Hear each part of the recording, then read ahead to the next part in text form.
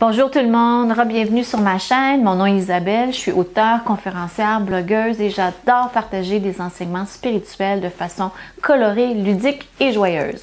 Aujourd'hui, je voulais vous parler d'un livre qui est en train de complètement transformer ma vie. C'est les 7 lois spirituelles du succès de Deepak Chopra. C'est pas un nouveau livre, bien au contraire.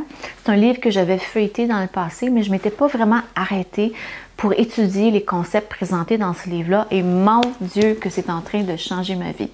Particulièrement, il y a 2 lois qui sont en train de changer ma vie. Puis je vais vous expliquer pourquoi. Ceux qui me connaissent, vous savez que dans une ancienne vie, j'étais une avocate stressée, je travaillais 14 heures par jour, je buvais plein de café, je m'alimentais pas très bien parce que je pensais que je devais toujours faire plus pour arriver à mes fins. Et en fait, ce que nous apprend et nous explique Deepak Chopra dans son livre, c'est que c'est tout à fait le contraire. Ces 7 lois spirituelles nous amènent vers un équilibre mental, spirituel et physique. Ce qui est tellement important, surtout par les temps qui courent. C'est toujours important, mais particulièrement en ce moment. Donc, moi, j'aimerais rajouter que quand on est dans un mode de toujours faire plus, on ne se repose pas, on pense qu'il faut toujours faire 1 million de trucs pour arriver, c'est parce qu'on n'a pas l'estime de nous-mêmes, on ne pense pas qu'on mérite de se reposer, on ne pense pas qu'on mérite le succès, donc on pense qu'il faut toujours en faire plus pour les autres, pour notre entreprise, pour avancer, quand c'est bien le contraire, je vais vous l'expliquer dans un instant. Donc la première loi du succès, selon Deepak Chopra, c'est la loi de la pure potentialité. Ça veut dire qu'on est des êtres qui ont une potentialité juste en étant qui nous sommes. On peut se donner la permission de juste être, de chiller, comme on dit, sur un coussin de méditation, d'aller prendre des marches en nature, dans le silence. C'est quand on prend du temps pour être en silence que les messages nous viennent, les plus beaux messages nous viennent.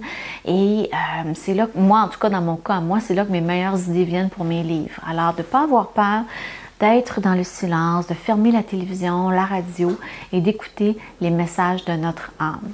La deuxième loi, c'est la loi du don et donner et recevoir. Ça, j'en ai parlé déjà sur ma chaîne. C'est une loi sacrée qui est dans les textes sacrés. Donc, plus on donne, plus on reçoit. On l'a déjà entendu, mais moi, je l'ai déjà vécu, que plus je donne de mon temps, plus je donne de mon énergie, plus je donne de mon affection, un sourire.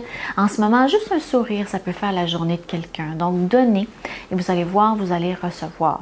Si vous avez les moyens aussi de donner des ressources, de l'argent, du temps, vous allez voir, l'univers va vous ouvrir des portes ou peut-être que c'était fermé parce que encore une fois, ce que l'on donne, on reçoit et pas toujours du même endroit. Ça peut vous venir d'une autre place complètement.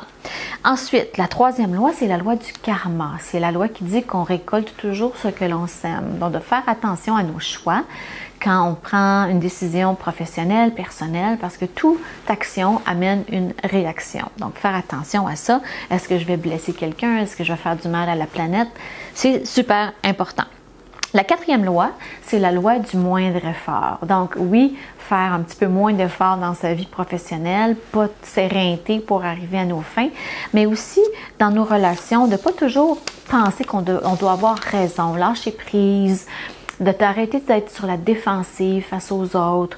Aussi, il dit d'accepter les circonstances et d'arrêter le blâme. Blâmer les autres, ça prend beaucoup d'énergie, ça draine notre force vitale. Donc, arrêtez de blâmer tout le monde, prendre ses responsabilités et de faire moins d'efforts à défendre toujours son point de vue. La prochaine loi, c'est la loi de l'intention. J'en parle souvent, c'est relié à la loi de l'attraction. Donc, on sème l'intention de réaliser quelque chose, mais aussi, on laisse aller le comment. On veut écrire un livre, on commence à écrire tout simplement. Le comment, on va laisser la chance à l'univers de nous apporter, de nous ouvrir des portes, de nous apporter les miracles et les disponibilités, des opportunités qui vont se présenter à nous. Donc, il faut vraiment apprendre à lâcher prise. C'est la dernière loi. L'avant-dernière loi, la loi du détachement. Cette loi-là nous dit qu'il faut se détacher du résultat. Il faut se permettre de vivre dans l'incertitude. C'est là qu'on lâche le contrôle. Moi, je sais, j'ai tendance à toujours vouloir tout contrôler. Non, ça ne fonctionne pas comme ça. On se met des blocages. On se crée nous-mêmes des blocages. Donc, on se détache On fait confiance à l'univers, on laisse aller les choses et on est capable de vivre dans l'incertitude. La dernière loi, c'est la loi du dharma. Le dharma, c'est notre mission de vie. J'en parle beaucoup dans mon dernier livre, Splendeur. J'adore aider les gens à trouver leur véritable mission de vie. Je considère que ça fait partie de ma mission de vie, d'aider les autres à trouver la leur. Et cette loi-là nous dit que quand on est aligné avec notre mission de vie, notre véritable raison d'être, pourquoi on s'est incarné dans cette vie-ci, dans cette période de grands changements, on attire l'abondance facilement, on n'a pas besoin de se casser la tête et aussi on est dans une grande béatitude. En anglais, on dit bliss. On est heureux, on est bien parce qu'on est aligné avec qui on est tout simplement. Si vous vous posez des questions par rapport à votre mission de vie, sachez que dimanche matin, j'organise un atelier en ligne pour aider les gens à trouver leur mission de vie. J'ai des connaissances, j'ai des dons et j'ai aussi des enseignements que je vais partager avec vous pour vous aider à vous aligner avec la vôtre. Alors, merci beaucoup de m'écouter. J'espère que cette courte capsule vous a plu, que ça va vous aider à chiller un petit peu dans votre vie, d'attirer de l'abondance et de la joie. Merci de me lire, merci de me suivre et merci infiniment de vous abonner à ma chaîne. Je vous dis à bientôt pour une prochaine capsule.